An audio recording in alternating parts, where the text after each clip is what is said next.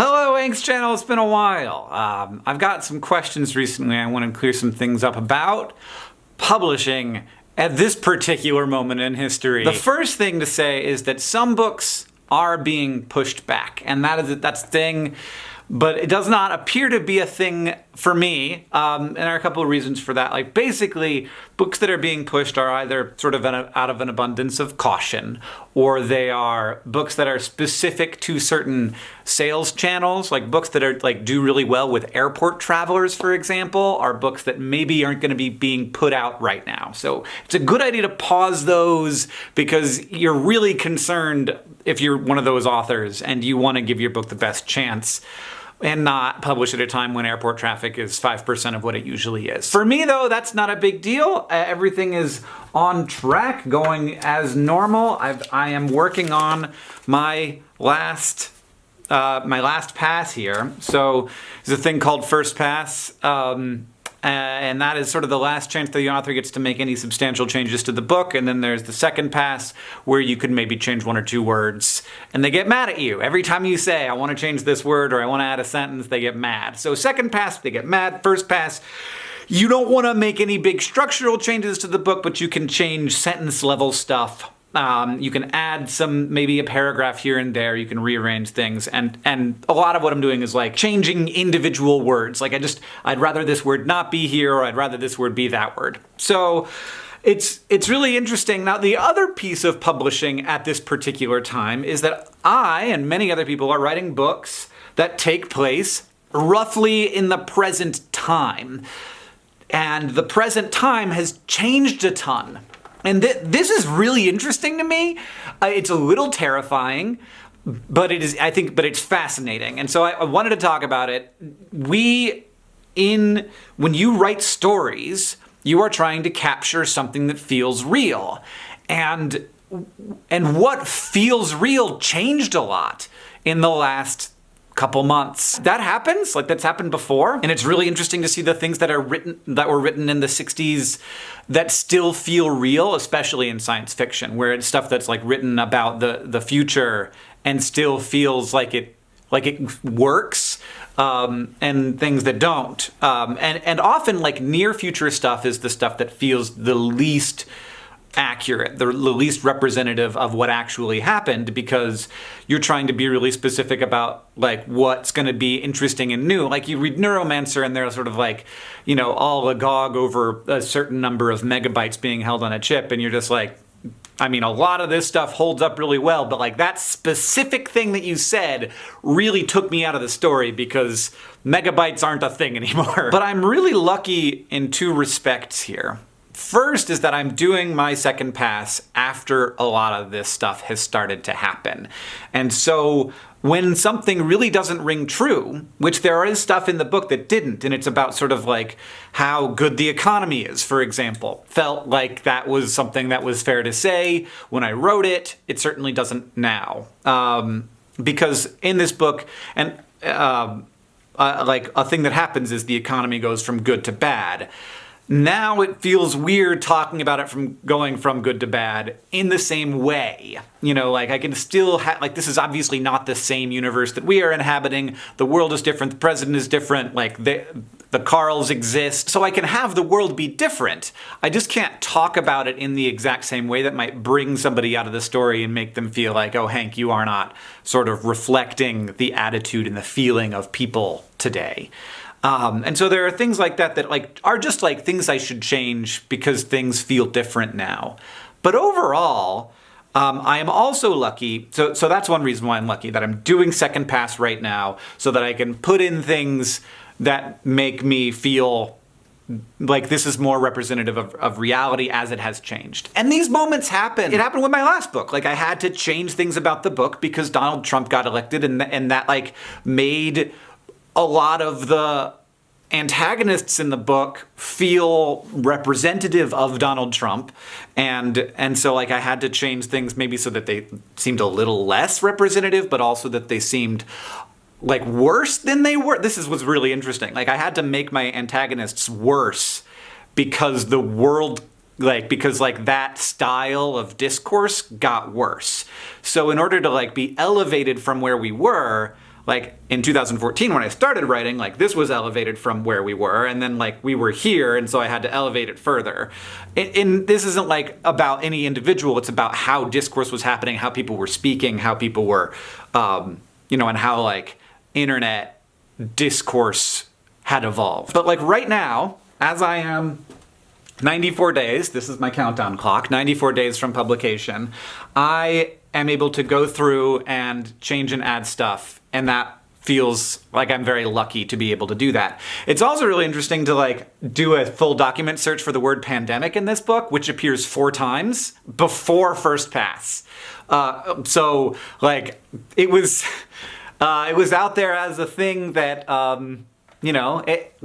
it's discussed alongside other potential sources of catastrophe, but like wildness. To see that I don't have to add so much to make it feel relevant. I just have to take stuff out that made it feel less relevant. The other thing that's really like encouraging about this, and like that I'm very lucky, and this has nothing to do with anything but luck, is that like this book is about things that have become more relevant, and I was really worried about that when like I was putting off doing second pass. I'm like, this is due Monday, so I'm way behind.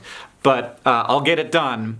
I'm gonna have a couple long nights in the next few days. But I was super worried that I would read through and things would feel less relevant. Like when I looked at the sort of copy that's on the back of the book, I was like, ooh, I need to change a bunch of this stuff. Like this was written for a world that does no longer exists. And I was worried that it was gonna be like every page of the book.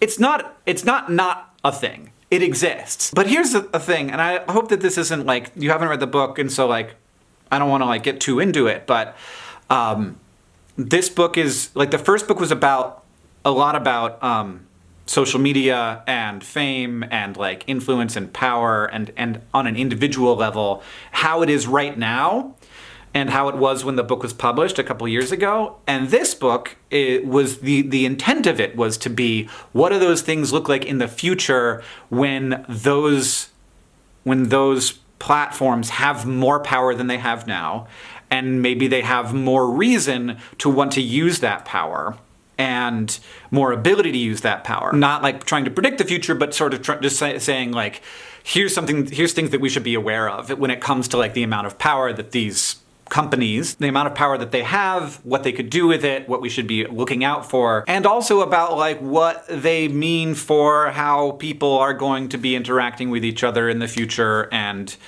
what they are doing now in terms of isolating us inside of these more and more narrow silos of filter bubbles. The thing that it turns out to have been is that like it is, the Carls were always supposed to be an analogy for anything big and world-changing. And the big and world-changing thing that I was trying to reflect in the first book, this is going to be some spoiler stuff for the first book, so if you haven't read the first book, you might want to watch this. To be an analogy for the arrival of the internet, this new way for people to communicate and connect, and how we didn't really know how to. And so like, but it wasn't like a direct analogy for that. It was just like, that was the big world-changing thing that I was thinking a lot about. And then when the Carls go away, and this is kind of a little bit spoilers for the very beginning of the first book, the world had to go through another one of those shifts where it suddenly felt like, okay, everything's still different, but is everything different? And nobody really knows how to feel about now. And that has become an amazing analogy, and like it feels fairly true to my own experience of these last couple months of what it's like when we just don't, like the arrival of the internet was sort of, protracted, and like the effects have we've had some time to sort of like normalize them and get used to them. This was so sudden that like, 2 weeks passed between when we were like, this is a big problem, till like we are all locked in our homes. And so that is more like what the Carls are like than what the internet is like. So it's become a pretty good analogy for now. Like it's become a better analogy for now. And the other thing is that like I wrote a lot about isolation in this book, and about like economic catastrophe, and about like how we interface with those things. And the economic side is a part that I have felt like isn't going to be directly reflective of what we're going through right now, just because I kind of don't want it to be. I don't want it to read like a book that is trying to normalize or like quantify or understand the repercussions of gigantic economic change, and because I don't know, I'm not an economist, and also like I don't pretend to understand how, like the breadth of the effects of this, but it is about that, and it is about like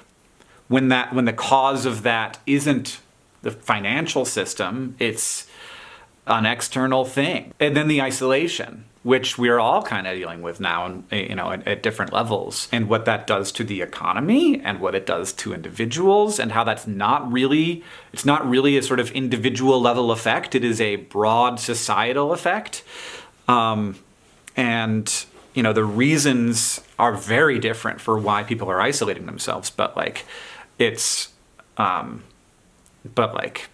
happening, and it's so weird. Like, there's a scene in the book, I can't tell you. I can't, that's too much. That would be too spoilery. But it's just very weirdly reflective where, they're in New York City and there are no people on the sidewalks. And it's just like, it seems intentional. It seems like I did it on purpose. But it's not. I want to be clear that it's not. And like that you honestly could not react this fast. And when people are having books come out and they feel like they're reflective of this, if it's coming out in the next few months, like, that's not a thing. Like, my book isn't even out for 94 days. So, God, that seems like a long time now. That seemed like so not a long time, not that long ago, but it seems like a very long time now. Who knows what the world's going to be like in 94 days? I obviously have much more information about what the future is going to look like now than I did 2 months ago. And so it is good to have that lens through which to view this manuscript, sort of at my last chance to change it. But do know that I was not able to change much 94 days out when the book comes out, and I will not be able to change anything 90 days out. So from that time, the manuscript is locked, and unless like something very weird happens, and so I that will be as much as I knew when I released this book. So just going to be totally honest about that. And that feels like a necessary thing to need to be honest about right now. And I think most people don't know that, like, it takes 3 months to get from all of the words being where they are to a book being on a shelf. The reasons why it takes so long are complicated, and but like, they are all good reasons.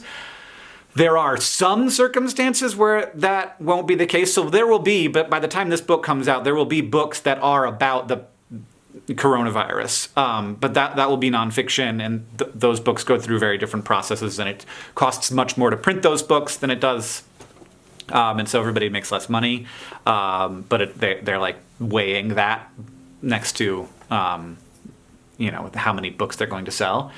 So yeah, in the nonfiction world, you can do this much faster, and in fiction it tends to be,